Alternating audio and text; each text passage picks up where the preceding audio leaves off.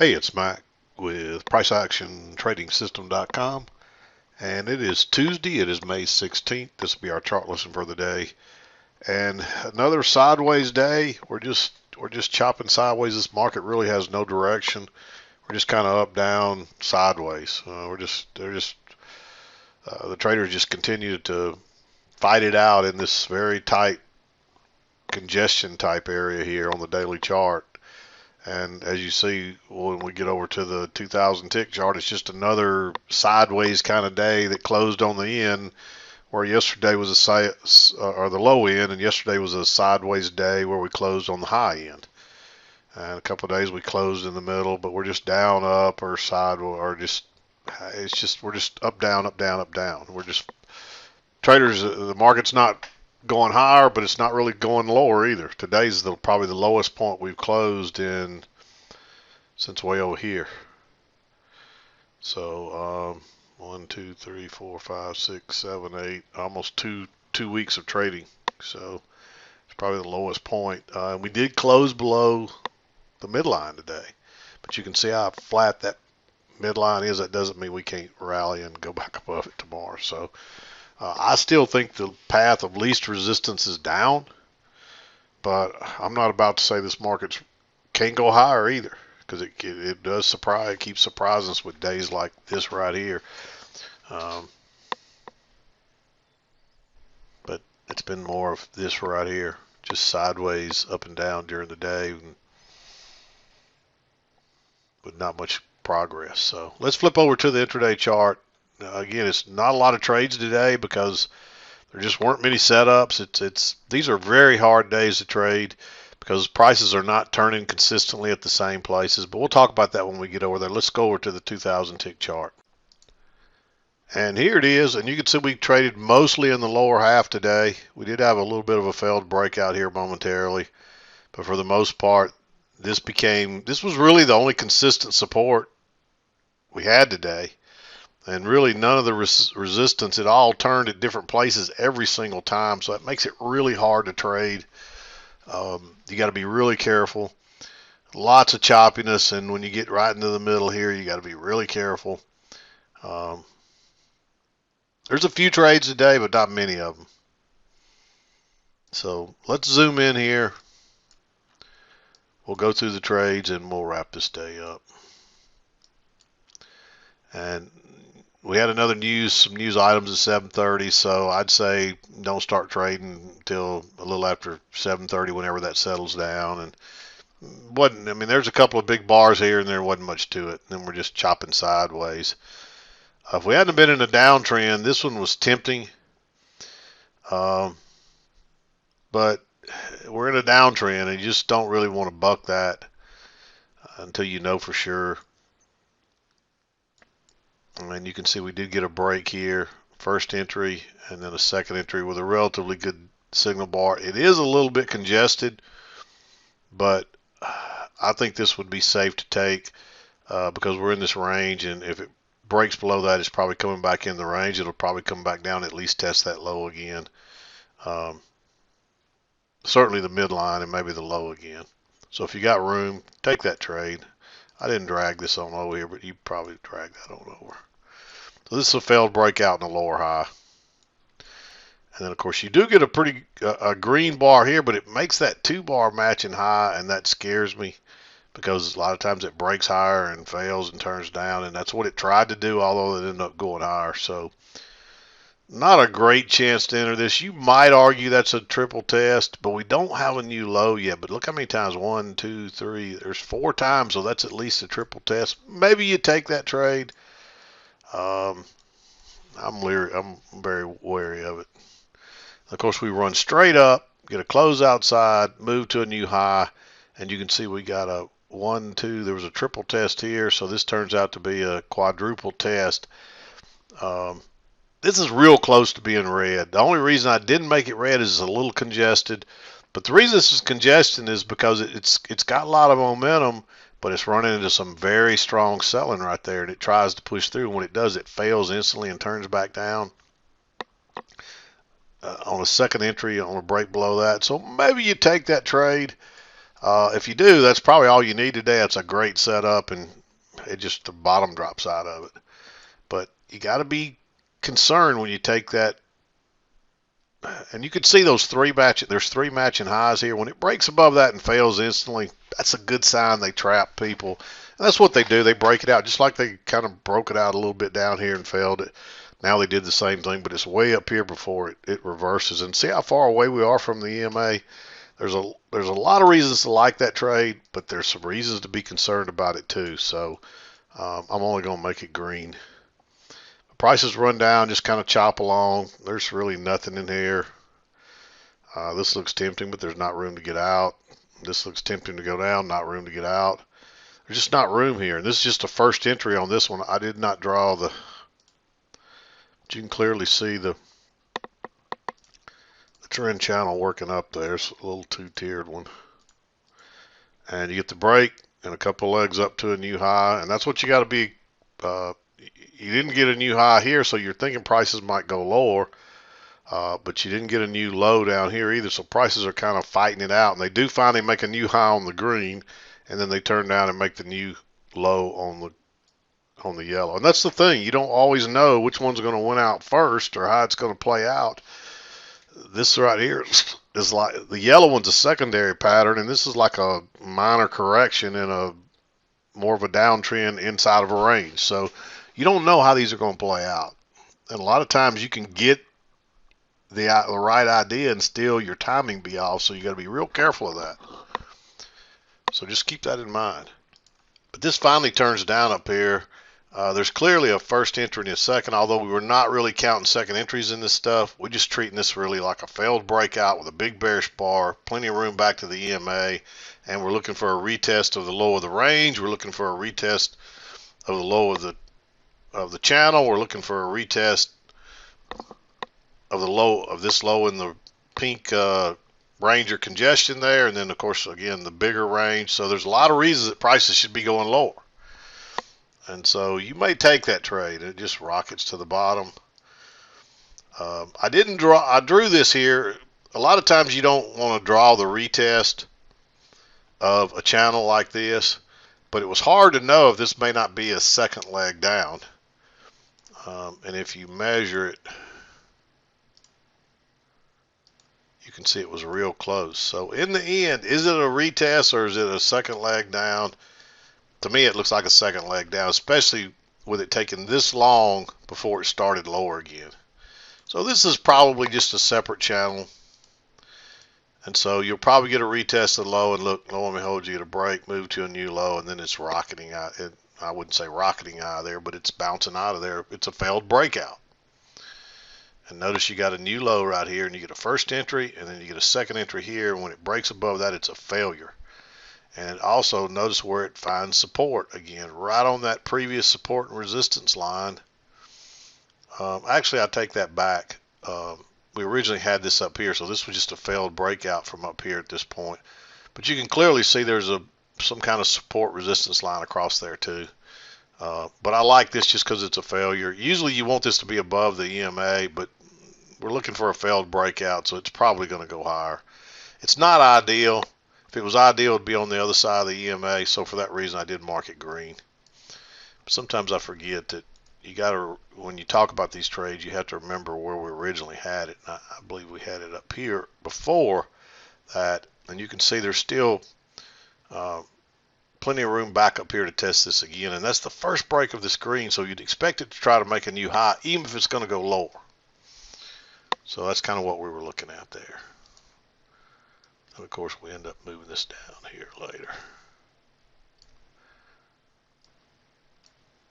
But you get two legs up and it reverses. Again, this one's tempting. It's a double top there. You do have a break and two legs up. We're way away from the EMA. It just looks a little congested. Again, you know, if you want to be a little aggressive, take that trade. Because you're so far away from the EMA. You've had your break, two legs up.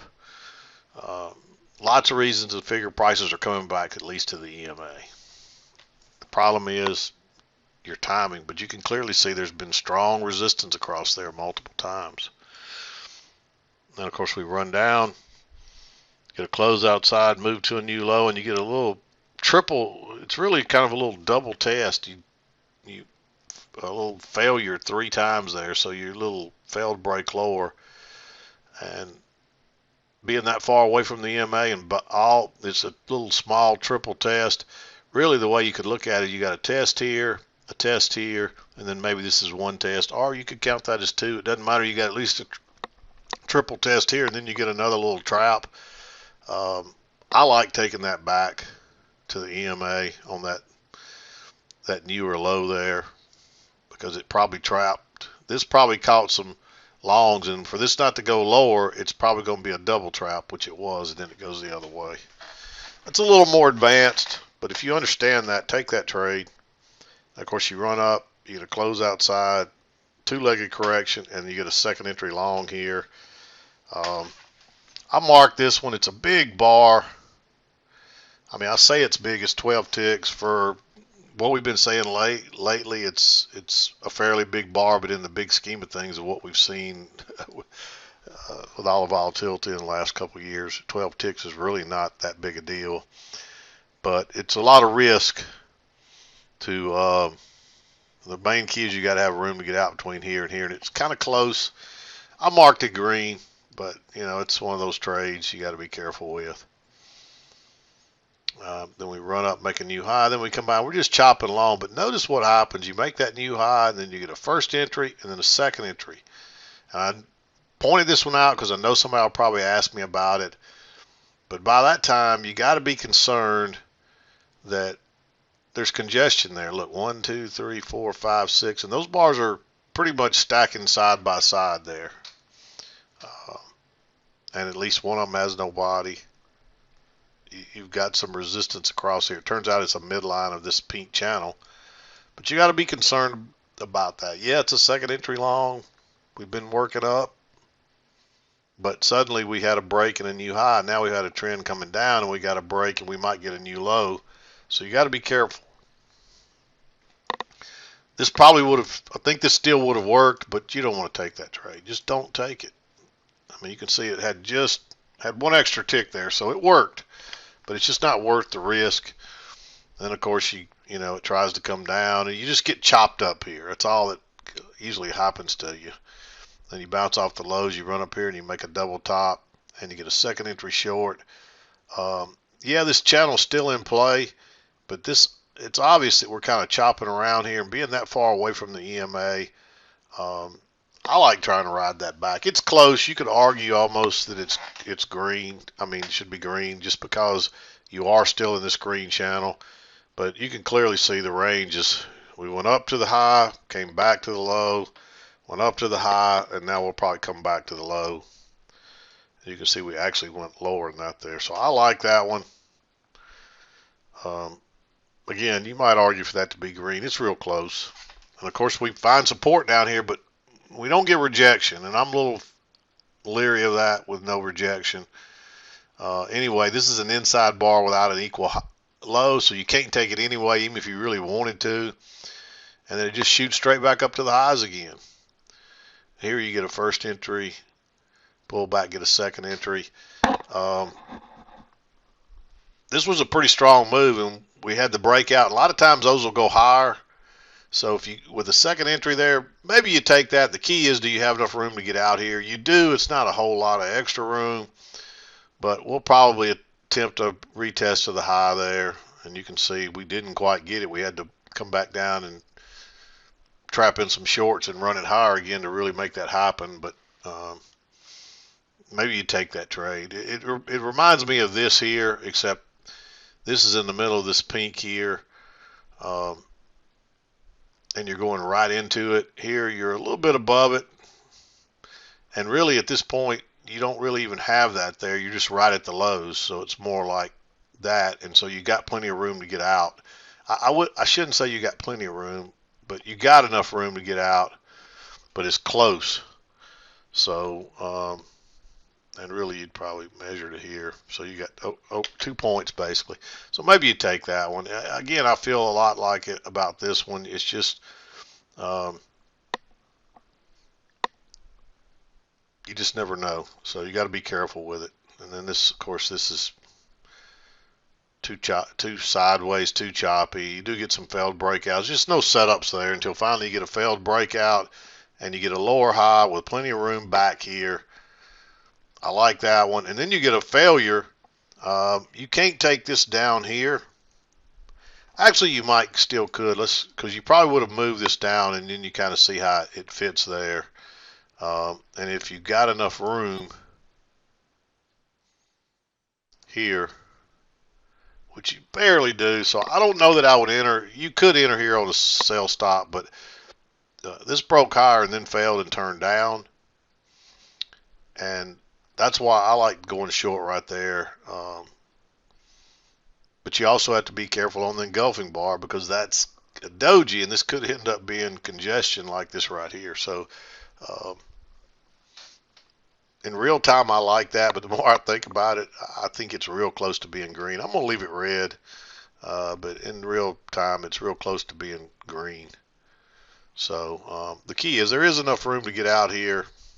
I think that was where I was leaning towards with that trade more than the engulfing bar, because the fact that that's an inside, or I'm sorry, not an inside bar, but a doji, those are the ones that concern me on an engulfing bar. It closes more to the upside. If this was real bullish and it breaks higher and turns down, that's what traps people. And this does close close to the upper side versus the lower side, but it's still closer to the middle too. So that's what kind of concerns me about it. Again, if it closes way up here and it's bullish, then and it breaks higher, that's what usually traps people, and it reverses, and you can see how quick that moved down. It definitely trapped people. And then once people realized it was a trap and everybody was out, they run it right back up again. And this is all just too choppy. I just don't see anything in here. And then it does set a possible trend line here. And of course, we're bouncing off the lows. We come back. There is a close outside new high, but that signal bar doesn't qualify. This is too choppy. But of course, we bounce at the bottom again and get this higher low. So I like trading this higher low as long as you got room. You've already had a break in new low. I still would make sure I had enough room. Hopefully I got enough room from here back to the trend line. It doesn't end up matter. It doesn't matter because you're really playing the range. And this yellow one's already played out. You already had a break and a couple of legs to a new low, and this is proven support. So if you can get long down here, you want to try. You just can't use that inside bar there. But in this case, it does give you a higher low here with a good signal bar. So I like taking that one. There hadn't been much to take today, so that's it looks like a pretty good setup compared to what we've seen. And runs up, and then you get a triple test here, and you do get a break and a new high. So maybe you take that trade. Again, there's just not much room back to that low. It could just drop on down, but we're not back to those highs either, and we've been kind of running back and forth the last couple of times. It might be convoluted in the way it gets up and down, but it gets there. And so I'm just not crazy. It's getting late in the day, and if this does fail, you're in trouble late in the day. And again, it's a triple test with a bearish bar, and you do get a break and a new high. So maybe you take that trade. I still made it green because it's a little risky. It's late in the day, like I said. And this is just hard. I'm just telling you, this is a hard trade. When prices turn at the same spot every time right across here, or turn down right across here every single time it comes back there, if it's consistently turning there, just take it. I mean, it's like taking candy from a baby. And you do have some consistent support down here, but up here, it's somewhere different every time. And so you got to be careful. I mean, it's pretty obvious the midline is it, but it really turns at it, below it, at it, above it, still above it, below it, below it. So it's just not consistent, and that's what makes it really hard trading. So, I mean, what this market will do is it'll lull us to sleep, and people get used to buying these lows and selling these highs, and then one day it'll come in here and it'll look just like this, and people will start buying down here, and then all of a sudden it reverses and it'll take off like a rocket, and they'll hold on thinking, yeah, it's going to come back. It always does. And guess what? It doesn't come back. The next thing you know, they've blown a whole account. Don't get lulled to sleep. Don't let that happen to you. Same thing to the upside. It makes you think it's going to turn down, and then it rockets on through and runs higher, but it could be either way, up or down. But that's what happens to a lot of people. They get lulled to sleep and they get caught off guard. And so never let your guard down. Always be disciplined. Always follow the rules. Always have your safety spot stop where it's supposed to go. And if you're wrong, take your hit. Because if you move it, a lot of times you'll get lucky. You will get lucky, but eventually you won't get lucky, and you'll hang on to it too long, and it'll do some severe damage to you if it doesn't wipe out your account. That's what usually happens to people. And I'm sure some of you listening right now, it's happened to you, and you know exactly what I'm talking about. Well, that's where discipline and following the rules, and that's the difference between living the trade another day and just maybe having a down day or a flat day. I mean, I'd rather go home a flat day and not make any money than go home with a huge loss. But at very minimum, I want to go home with a small loss, and so I can make that back the next day, plus maybe my regular profit. Live to fight another day. Don't argue with the market. It's never wrong, and it'll never be wrong. It's us that'll get it wrong. We're the infallible. We're the cog in the process that makes the mistakes. The market never makes a mistake. It knows where it's going. It knows what it wants to do, and it's going to do it whether we want it to or not. So when we're wrong, you got to have that intestinal fortitude to suck it up and say, okay, I was wrong. Let's fix this quickly. And then reassess. And anytime you take a loss, this is my recommendation. If you take a loss, get up and walk away for at least 15 or 20 minutes, if not a half hour, especially if you're prone to try to get your money back real quick, or you feel agitated or mad at the market, or you like to revenge trade, because you got to be emotionless, because if you let those emotions beat you once, they'll beat you again the same day, and they'll probably beat you multiple times, and you'll have a horrible day. And that's what gets people. You know, we're going to have losses. That's part of what we do. So when you have one, it shouldn't bother you. You should know then that, you know, hey, if I'm a good trader and I'm hitting at a very high win clip, I'm probably fixing to have a bunch of wins in a row now. I just got to get this loss behind me. But especially new traders, they let those losses shake them up and make them nervous. Then they're scared to pull the trigger. Then they'll watch a really good trade and not pull the trigger. And they'll tell themselves, see, I knew I'd had all my money back now. I'd be back to scratch, or I'd be up a little bit. And then next time the trade comes along and it's not quite as good, but still looks semi-good, and you say, okay, I can't pass this one up, and you force yourself to take it, and then it's a loser. And I know some of you know what I'm talking about because you've been there. It happened to me. If I let it today, it'll still happen to me.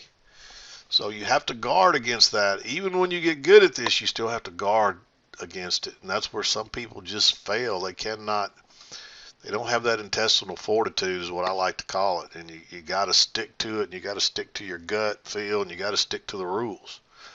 You can't be afraid to pull the trigger when the time comes, but you can't be gun happy either. You can't be looking for a trade just to take a trade. You only take a trade when you feel like you're 100% sure that this is a winner. And those are the ones you want to take. Anything else, just pass it by and wait for the easy one. Wait for the sure thing. And on days like this, there aren't many sure things. So, you know, if you need to, just take the day off. Don't feel like you have to trade, because that's another thing that gets traders. You're having a bad day, you're not feeling good, or you had some kind of emotional something that happens at home, and you carry that with you, and it manifests right in your trading instantly, and it just makes a bad day worse. So if you're having a bad day, take a day off. Don't be afraid. The market will be here tomorrow, I promise you.